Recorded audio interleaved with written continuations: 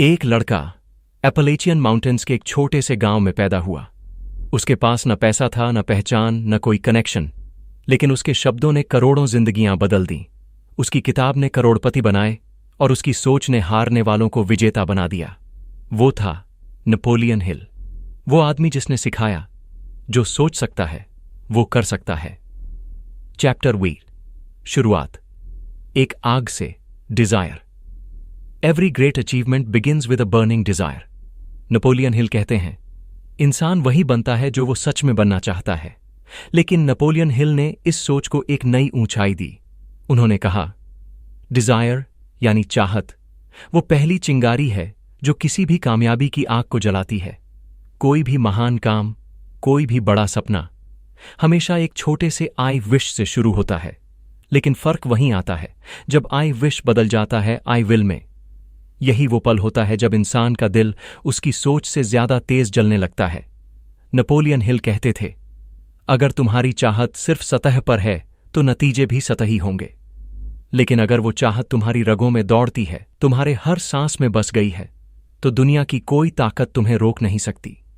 यह वो डिजायर है जो तुम्हें सुबह जल्दी उठाती है, रात को देर तक जगाती है और हर ठोकर को भी सीढ़ी बना देती है। हिल का मानना था कि हर इंसान में कुछ बड़ा करने की पोटेंशियल होती है, लेकिन 99% लोग उस आग को जलने नहीं देते। वो डरते हैं, टालते हैं या अपनी सीमाओं को सच मान लेते हैं। डिजायर का असली अर्थ है अपने अंदर की उस ज्वाला को पहचानना जो कहती है, मैं यहां सिर्फ जीने नहीं आया, कुछ करने आया हूं। नेपोलियन हिल की अपनी जिंदगी इसका सबसे बड़ा उदाहरण थी। 1833 में अमेरिका के वर्जीनिया राज्य के एक छोटे से गांव में उनका जन्म हुआ।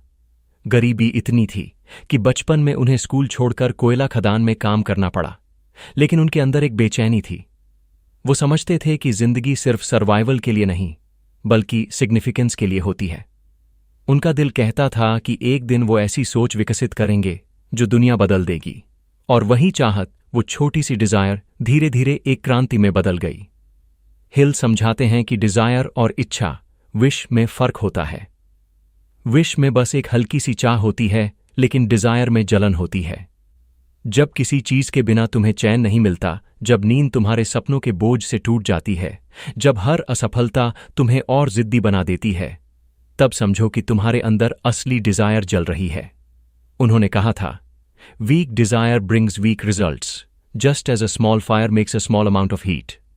यानी अगर आग छोटी है तो वो कमरे को भी गर्म नहीं कर सकती, लेकिन अगर आग भड़क उठी है तो वो पहाड़ को भी पिघला सकती है। और यही फर्क तय करता है कि कोई इंसान साधारण रहेगा या इतिहास में दर्ज होगा। 1908 का साल था। नेपोलियन हिल उस समय एक युवा पत्रकार थे। एक दिन उन्हें दुनिया के सबसे अमीर और प्रभावशाली व्यक्ति एंड्रू कार्नेगी का इंटरव्यू करने का मौका मिला। हिल को लगा था कि यह बस एक आम इंटरव्यू होगा, लेकिन उन्हें नहीं पता था कि यह मुलाकात उनकी जिंदगी की दिशा बदलने वाली है। कार्नेगी ने हिल से पूछा, क्या तुम मानते हो कि हर व्यक्ति के अंदर अमीर बनने की, सफल होने की शक्ति होती है? हिल ने कहा, हां, मैं मानता हूं।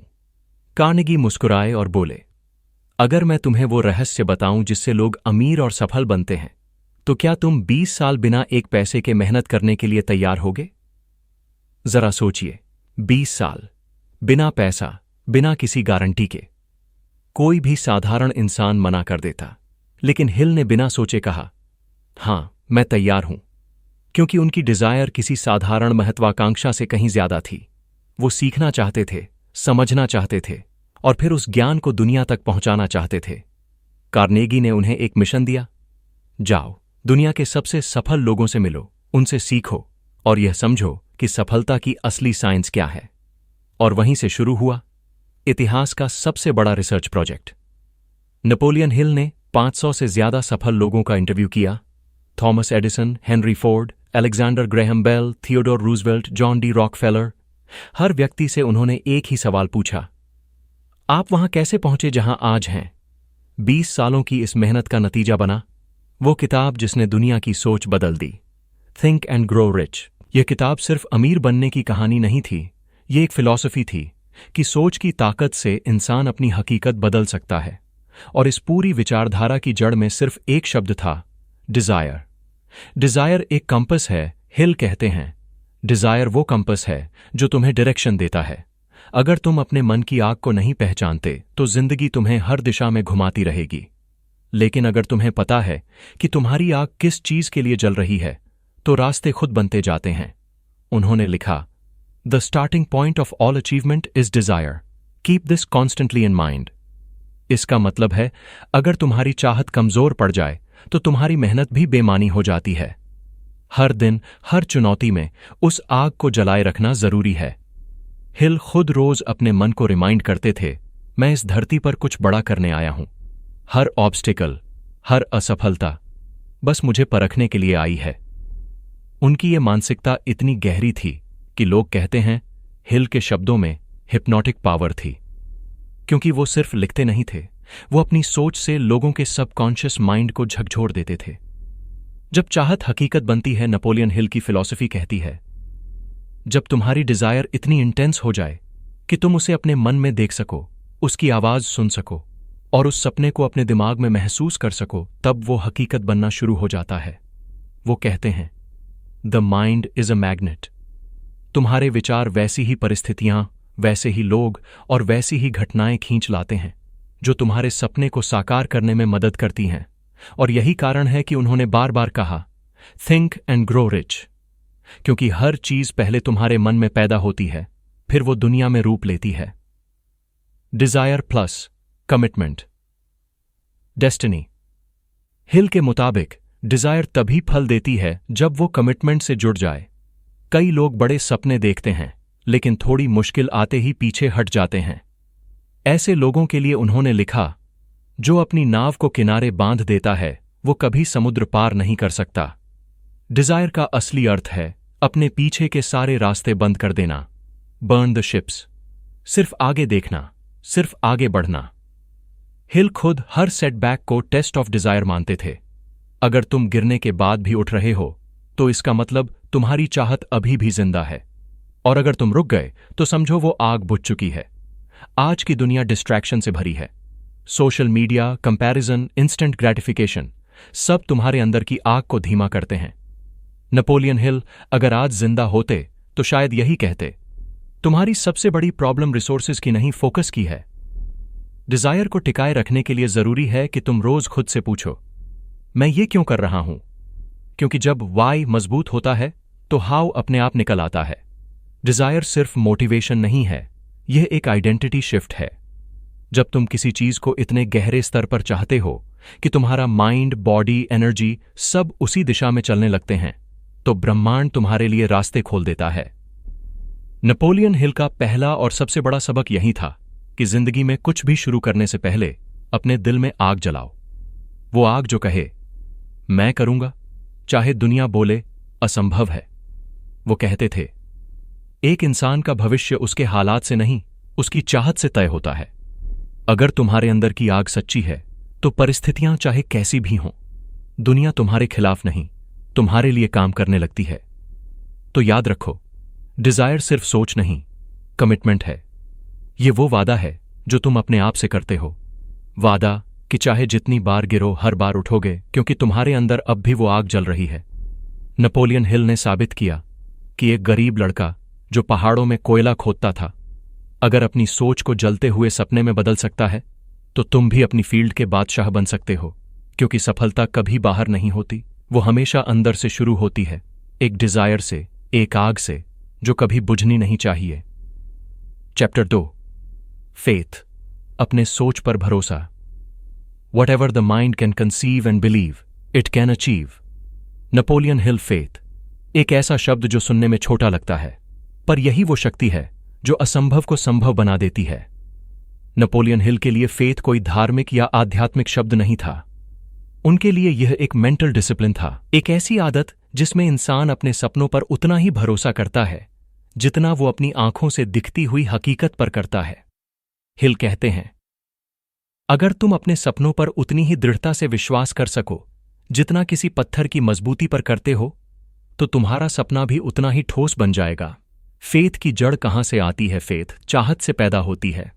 पहले चैप्टर में हमने देखा कि डिजायर वो आग है जो दिल में जलती है, लेकिन फेथ वो हवा है जो उस आग को बुझने नहीं देती। जब दुनिया तुम्हारे खिलाफ खड़ी हो, जब हालात तुम्हें बार बार तोड़ें, जब ताने, असफलताएं और डर तुम्हारे चारों ओर हों, तब जो चीज तुम्हें टिकाए रखती है वो है फेथ। नेपोलियन हिल ने अपनी किताब थिंक एंड ग्रो रिच में लिखा, faith is the head chemist of the mind.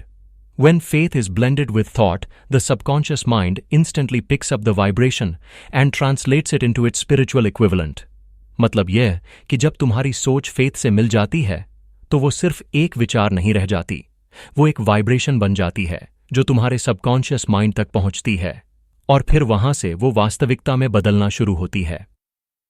Point 1, auto suggestion की ताकत। नेपोलियन हिल ने एक कॉन्सेप्ट दिया, ऑटो सजेस्शन। यह उनके सिद्धांतों का सबसे गहरा हिस्सा है। ऑटो सजेस्शन का मतलब है अपने दिमाग को वो बातें बार बार सुनाना जो तुम चाहते हो, न कि जो तुम डरते हो। हिल कहते हैं, हमारा सबकॉन्शियस माइंड यह नहीं समझता कि क्या सही है और क्या गलत, वो बस वही मान लेता है जो तुम उसे बार बार बताते हो। सोचो, अगर तुम रोज अपने मन से कहते रहो, मैं असफल हूं, मेरे पास टैलेंट नहीं है, मैं नहीं कर सकता, तो तुम्हारा सबकॉन्शियस माइंड उसी दिशा में काम करेगा और तुम्हें वही हकीकत देगा। लेकिन अगर तुम रोज खुद से कहो, I am confident, I am successful, I am capable, तो धीरे धीरे तुम्हारा दिमाग उन शब्दों पर विश्वास करने लगता है और फिर पूरी ऊर्जा उसी दिशा में लगने लगती है। ऑटो सजेस्शन एक मानसिक अभ्यास है। हिल इसे self brain washing in a positive direction कहते हैं। यह तुम्हारे अंदर की शंका को मिटाकर विश्वास की ईंटें जोड़ता है। एक छोटा प्रयोग हिल अपने पाठकों से कहते हैं, हर सुबह और हर रात 5 मिनट के लिए अपने सपनों की पुष्टि करो। अपनी आंखें बंद करो और बोलो, I am already successful, I am financially free, my goals are real and achievable. ये शब्द सुनने में साधारण लग सकते हैं, लेकिन जब तुम उन्हें भावना के साथ बोलते हो तो वो सीधे तुम्हारे सबकॉन्शियस माइंड में इम्प्रिंट हो जाते हैं। धीरे धीरे तुम्हारे भीतर एक बिलीफ सिस्टम बनता है जो बाहरी परिस्थितियों को बदल देता है। नेपोलियन हिल कहते हैं, faith and fear make poor bedfellows, where one is found the other cannot exist. मतलब, अगर तुम अपने मन में फेथ को जगह दे दो तो डर अपने आप निकल जाता है। फेथ और फियर साथ नहीं रह सकते, जहां एक है दूसरा गायब हो जाएगा। Point 2, example. हेनरी फोर्ड की कहानी। नेपोलियन हिल के मुताबिक फेथ का सबसे शानदार उदाहरण था हेनरी फोर्ड। 1900 के शुरुआती दशक में फोर्ड एक विचार लेकर आए। वो एक ऐसी कार बनाना चाहते थे जिसमें 8 सिलेंडर्स का इंजन हो, V8 इंजन। उस समय के इंजीनियर्स ने कहा, यह असंभव है, मैकेनिकल स्ट्रक्चर इसकी अनुमति नहीं देता। उन्होंने बार बार समझाया कि ऐसा इंजन प्रैक्टिकल नहीं है, लेकिन फोर्ड ने केवल 3 शब्द कहे, डू इट एनीवे। उन्होंने अपने इंजीनियर्स को सालों तक उस असंभव ड्रीम पर काम करने को कहा। हर बार असफलता मिली, हर बार जवाब मिला, इट कांट बी डन।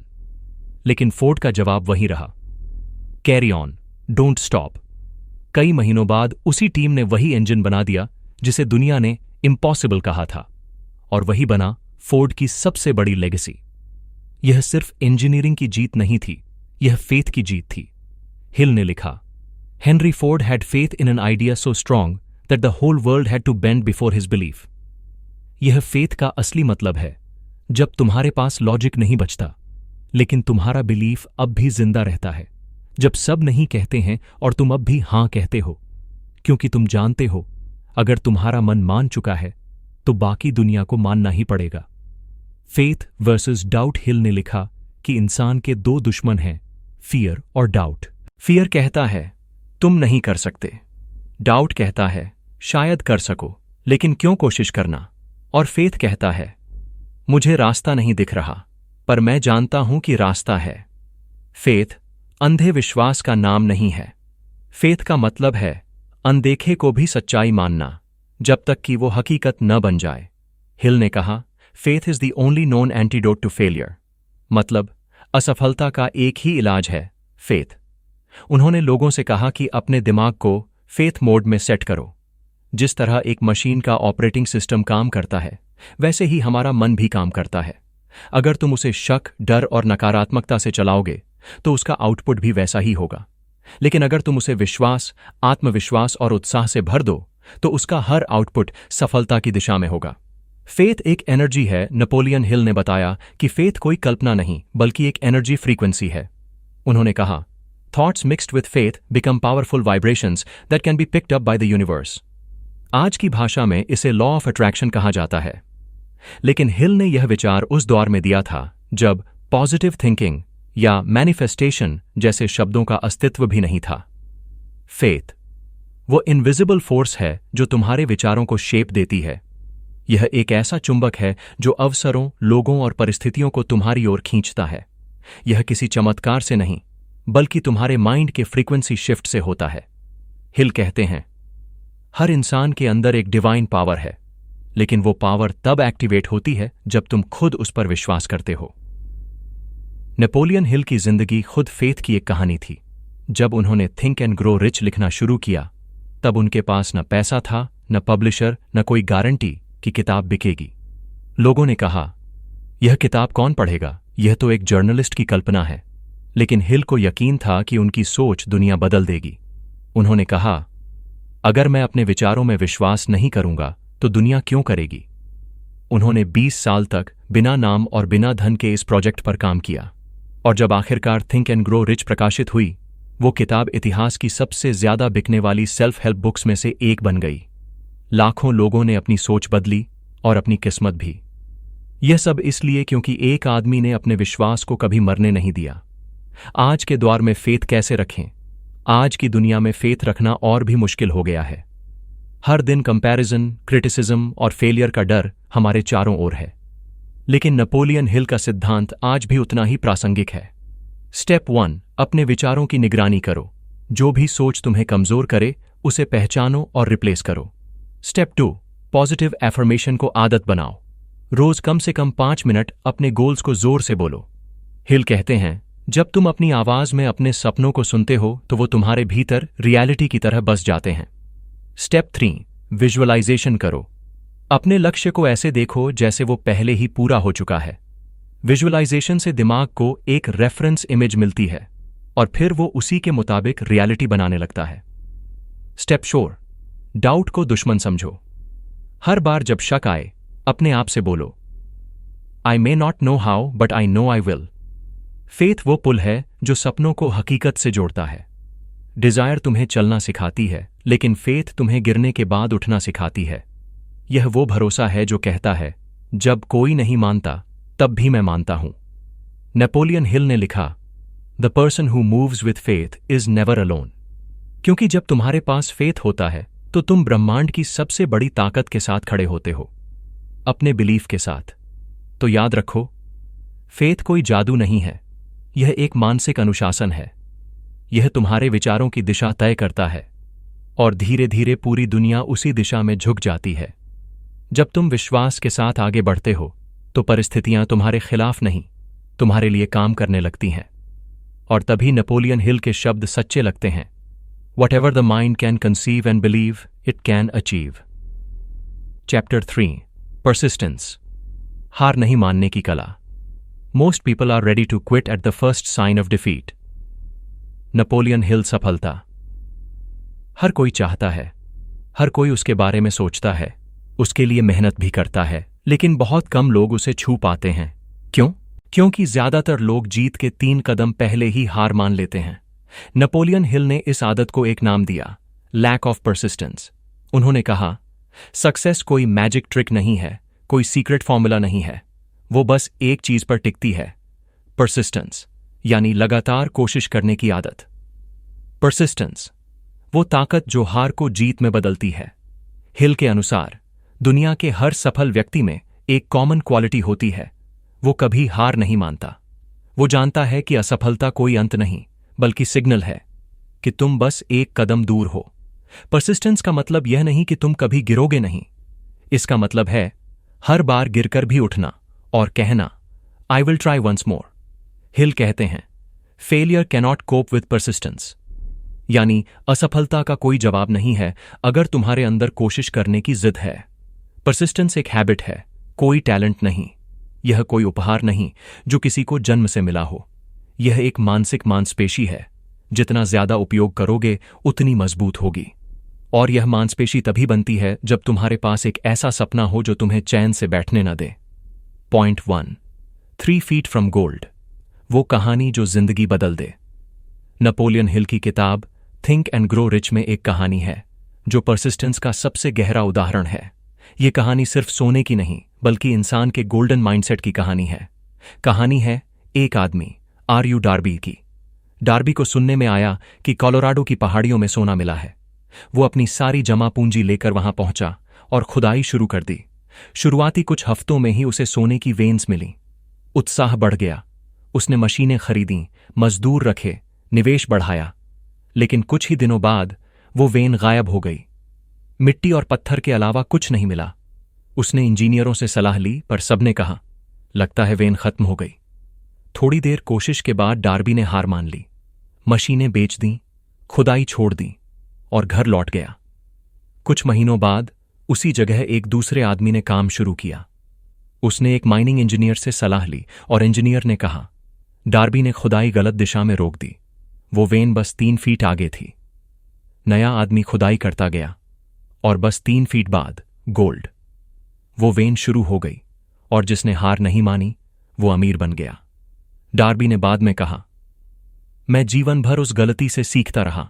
मैंने सीखा कभी हार मत मानो, क्योंकि शायद अगला कदम ही जीत का कदम हो। लेसन, ज्यादातर लोग तब रुक जाते हैं जब वो सफलता से बस 3 कदम दूर होते हैं। हर असफलता के अंदर एक सफलता छिपी होती है, बस एक कोशिश और चाहिए। नेपोलियन हिल कहते हैं Many of life's failures are people who did not realize how close they were to success when they gave up. Persistence एक मानसिक दीवार है। Persistence का असली अर्थ है हर नकारात्मक आवाज के बावजूद आगे बढ़ना। जब लोग कहते हैं impossible, तो तुम्हारा मन कहे maybe not for me। जब हालात कहते हैं रुको, तो तुम्हारी आत्मा कहे थोड़ा और। हिल के अनुसार Persistence एक माइंडसेट मसल है जिसे रोज परखना, खींचना और मजबूत करना पड़ता है। वो लिखते हैं Persistence develops only in those who have a definite purpose। यानी अगर तुम्हारे पास कोई स्पष्ट लक्ष्य नहीं है तो तुम्हारे पास टिकने की ताकत भी नहीं होगी। Desire plus purpose, fuel, faith, engine Persistence, वो ड्राइव जो पूरी यात्रा तय करती है। Point 2, habit of not giving up Persistence एक हैबिट है, टैलेंट नहीं। इसका कोई शॉर्टकट नहीं। यह हर बार गिरने, ठोकर खाने और फिर भी खड़े होने की मानसिक ट्रेनिंग है। नेपोलियन हिल ने कहा था if you give up once it becomes a habit, never quit. और यह बात सिर्फ कहने की नहीं थी, उन्होंने खुद अपने जीवन में इसका अभ्यास किया। हिल ने जब थिंक एंड ग्रो रिच लिखना शुरू किया तो उन्हें सैकड़ों रिजेक्शन मिले। पब्लिशर कहते थे यह किताब बिकेगी नहीं। लोग हंसते थे, कौन सी सोच से अमीर हुआ है कोई। लेकिन हिल ने नहीं मानी हार। वो रोज अपने दिमाग में वही बातें दोहराते थे जो उन्होंने अपनी किताब में सिखाई थीं, डिजायर, फेथ, Persistence। वो खुद ऑटो सजेस्शन करते थे, मुझे पता है मैं यह काम कर सकता हूं, मैं यह किताब पूरी करूंगा और यह दुनिया बदलेगी। वो हर असफलता को फीडबैक की तरह लेते, हर सेटबैक को अगले कदम का ब्लूप्रिंट बनाते और आखिरकार वो सफल हुए। इतिहास की सबसे प्रभावशाली किताबों में से एक लिखकर the science behind Persistence, Napoleon Hill कहते हैं Persistence turns ordinary power into extraordinary results। ये कोई आध्यात्मिक बात नहीं बल्कि एक साइकोलॉजिकल ट्रूथ है। जब तुम किसी काम पर बार बार ध्यान देते हो तो तुम्हारा ब्रेन उसे प्रायोरिटी समझने लगता है। न्यूरल पाथवेज बार बार एक्टिवेट होते हैं और धीरे धीरे वो काम तुम्हारे सबकॉन्शियस सिस्टम में इम्प्रिंट हो जाता है। तब तुम मेहनत नहीं करते, तुम्हारी आदत मेहनत बन जाती है। और यही Persistence का असली सीक्रेट है। तुम्हारा दिमाग वही करता है जिसे तुम बार बार करने की ट्रेनिंग देते हो। अगर तुम हार मानने की आदत डालो तो दिमाग उसे भी नॉर्मल समझ लेता है। लेकिन अगर तुम कहो I will not quit no matter what, तो वो माइंडसेट तुम्हारे DNA में बैठ जाता है। Failures are tests, not endings. Hill ने कहा temporary defeat should be viewed as a signal to replan, not to quit. हर असफलता एक संदेश होती है, दिशा बदलो, मंजिल नहीं। लेकिन बहुत से लोग असफलता को वर्डिक्ट समझ लेते हैं और यहीं वो हार जाते हैं। Persistence का मतलब है हर हार को फीडबैक बनाना, हर नो के पीछे नेक्स्ट अपॉर्चुनिटी देखना। यह वही शक्ति है जो थॉमस एडिसन को 10,000 बार असफल होने के बाद भी नहीं रोक सकी। एडिसन ने कहा था, मैं असफल नहीं हुआ, मैंने बस 10,000 तरीके खोज लिए जो काम नहीं करते। और जब वो बल्ब जल उठा तो वो सिर्फ एक इन्वेंशन नहीं था, वो परसिस्टेंस की जीत थी। Mental toughness, the inner war persistence, सिर्फ बाहरी मेहनत नहीं, यह अंदर की जंग है। यह उस आवाज को हराने की कला है जो कहती है, बस अब बहुत हुआ। नेपोलियन हिल ने लिखा, persistence is to the character of man what carbon is to steel. जैसे कार्बन लोहे को मजबूत बनाता है, वैसे परसिस्टेंस इंसान के चरित्र को मजबूत बनाता है। हर बार जब तुम किसी मुश्किल को पार करते हो, तुम्हारा आत्मविश्वास थोड़ा और कठोर, थोड़ा और अडिग बनता है। परसिस्टेंस तुम्हारे अंदर वो शक्ति पैदा करती है जो किसी भी परिस्थिति में तुम्हें झुकने नहीं देती। मॉडर्न लेसन, आज के दौर में परसिस्टेंस कैसे रखी जाए? आज की दुनिया में परसिस्टेंस पहले से ज्यादा जरूरी है, क्योंकि हर चीज फास्ट है। इंस्टेंट सक्सेस का भ्रम हर जगह है, लेकिन हिल कहते हैं, instant results are the enemy of true growth. Persistence बनाने के लिए तुम्हें कुछ अभ्यास करने होंगे। 8 छोटा लक्ष्य नहीं, बड़ा कारण चुनो। अगर तुम्हारा वाई बड़ा है तो हाउ अपने आप निकल आएगा। तो हर सेटबैक को सिग्नल मानो, फेलियर नहीं। अगर चीजें काम नहीं कर रही तो दिशा बदलो, मंजिल नहीं। 3 खुद से रोज कमिटमेंट लो। हर दिन एक वाक्य बोलो, I will try once more. यह वाक्य तुम्हारे अंदर की ताकत को बार बार याद दिलाता है। 4 डिस्ट्रैक्शन से दूर रहो। परसिस्टेंस की सबसे बड़ी दुश्मन है डिस्ट्रैक्शन। तुम जितनी बार फोकस खोते हो, परसिस्टेंस उतनी बार कमजोर पड़ती है। 5 छोटे कदमों में बड़ी जीत देखो। हर दिन थोड़ा आगे बढ़ना धीरे धीरे तुम्हें उस मंजिल तक ले जाता है जहां लोग सोचते हैं यह नामुमकिन है। नेपोलियन हिल के लिए परसिस्टेंस सिर्फ एक क्वालिटी नहीं थी, यह जीवन का नियम था। उन्होंने कहा, a quitter never wins and a winner never quits. सफलता का रास्ता लंबा, कठिन और अक्सर अकेला होता है, पर हर वो इंसान जो उस रास्ते पर टिकता है, आखिर में वही अपनी फील्ड का बादशाह बनता है। हिल ने अपनी जिंदगी से साबित किया कि persistence is the bridge between failure and success, और इस पुल पर चलने की हिम्मत वही दिखा सकता है जो अपनी आग को बुझने नहीं देता। तो अगर तुम आज किसी मुश्किल में हो, अगर सब कह रहे हैं कि अब छोड़ दो, तो बस एक बार खुद से बोलो, जस्ट 3 feet मोर। शायद वही 3 कदम तुम्हारे जीवन का सोना है। हर महान कहानी में एक चीज कॉमन होती है, वो पल जब सब कुछ खत्म लगता है और फिर भी नायक हार नहीं मानता। यही पल तय करता है कि कौन साधारण रहेगा और कौन अपनी फील्ड का बादशाह बनेगा, क्योंकि परसिस्टेंस वो जादू है जो हार को जीत में बदल देता है। चैप्टर 4 मास्टरमाइंड, अपनी टीम बनाओ। नेपोलियन हिल कहते हैं, no one can succeed alone. इंसान कितना भी बुद्धिमान, मेहनती या विजनरी क्यों ना हो, असली ताकत अकेलेपन में नहीं, साथ में छिपी होती है। यही वजह है कि हिल ने अपनी किताब थिंक एंड ग्रो रिच में एक अनोखा कॉन्सेप्ट दिया, मास्टरमाइंड अलायंस, यानी ऐसे लोगों का समूह जो तुम्हारे विजन को समझे, तुम्हारी सोच को बढ़ाए और तुम्हें वहां तक पहुंचा दे जहां तुम अकेले कभी नहीं पहुंच सकते। हिल का कहना था कि जब 2 या ज्यादा दिमाग एक डेफिनेट पर्पस के लिए साथ सोचते हैं, तो वहां एक तीसरी शक्ति जन्म लेती है, एक ऐसी क्रिएटिव एनर्जी जो किसी एक व्यक्ति के पास अकेले नहीं होती। यही एनर्जी हर महान उपलब्धि के पीछे होती है। अगर तुम अपने आसपास ऐसे लोग रखो जो तुम्हें चैलेंज करें, इंस्पायर करें और तुम्हारी सीमाओं को तोड़ने पर मजबूर करें, तो तुम्हारी सोच खुद ब खुद ऊंची हो जाएगी। थॉमस एडिसन के पास इन्वेंटर्स और एक्सपेरिमेंटर्स की पूरी टीम थी, मेनलो पार्क की। वो लैब किसी मंदिर जैसी थी जहां आइडियाज रोज जन्म लेते थे। हेनरी फोर्ड के पास भी एक सोचने वाला ग्रुप था, द वैगबॉन्ड्स, जिसमें थॉमस एडिसन, हार्वी फायरस्टोन और जॉन बरोक्स जैसे लोग थे। वो हर साल रोड ट्रिप्स पर निकलते, पर असली सफर उनका दिमाग करता था, जहां डिस्कशंस, डिबेट्स और ड्रीम्स आपस में मिलकर नए इन्वेंशंस को जन्म देते थे। यही था मास्टरमाइंड का असली जादू। जब अलग अलग दिमाग एक डायरेक्शन में सोचते हैं, तो दुनिया बदलने की ताकत पैदा होती है।